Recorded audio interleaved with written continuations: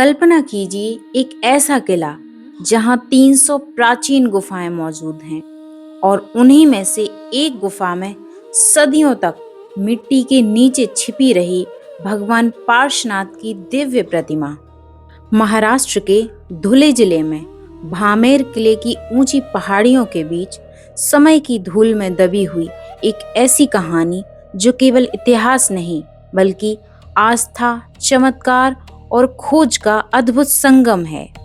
ये वही भामेर किला है जिसकी चट्टानों में बनी हैं करीब 300 प्राचीन गुफाएं। हर गुफा अपने भीतर सदियों का मौन समेटे खड़ी हैं।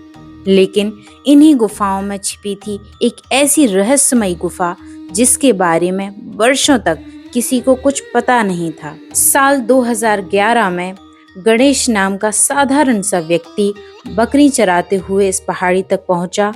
यहाँ उसे एक बंद पड़ी गुफा दिखाई दी जो राख, मिट्टी और पत्थरों से पूरी तरह ढकी हुई थी।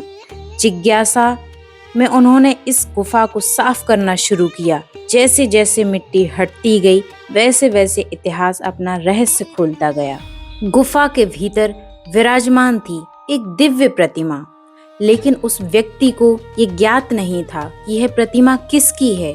वह स्वयं हिंदू परंपरा से जुड़ा था, इसलिए उसने अपनी श्रद्धा के अनुसार यहीं पर पूजा प्रारंभ की। समय बीतता गया और यह रहस्य उसी गुफा के अंदर छिपा रहा। फिर आया वर्ष 2016। एक जैन मुनि पास ही के स्थित नांदुरबाग में विहार कर रहे थे। माली ने मुनि को बताया, आपके जैसी मुद्रा में एक प्रतिमा है। तो वे तुरंत वहां पहुंचे। जैसे ही उन्होंने इस प्रतिमा को देखा वे आश्चर्यचकित रह गए।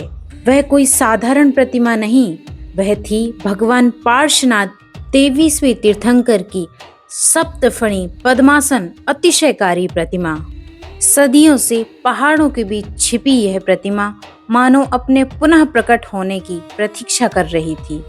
और फिर वर्ष 2016 में हुआ प्रतिमा का पहला अभिषेक। कहते हैं उस दिन सिर्फ अभिषेक नहीं हुआ था बल्कि पूरे गांव की किस्मत बदल गई थी। उस समय गांव भयंकर पानी के संकट में जूझ रहा था। हर बूंद के लिए लोग तरस रहे थे। स्थिति इतनी कठिन थी कि 200 रुपए में 50 लीटर पानी मिलता था। लेकिन प्रथम अभिषेक के बाद गांव में स्थित प्राचीन बावड़ी में भरपूर पानी आ गया। यह बावड़ी अब कभी नहीं सूखती। आज पूरा गांव इसी बावड़ी के पानी पर निर्भर है। भामेर की यह गुफा आज केवल एक ऐतिहासिक स्थल नहीं बल्कि आस्था, खोज और चमत्कार का जीवंत प्रतीक बन चुकी है।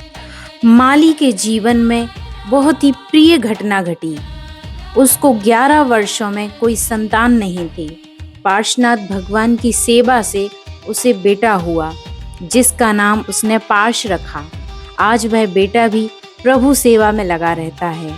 यह जानकारी स्वयं माली ने हमें बताई है। उनके अपने जीवन का अनुभव है। उन्होंने हमें वह प्राचीन बावड़ी भी दिखाई।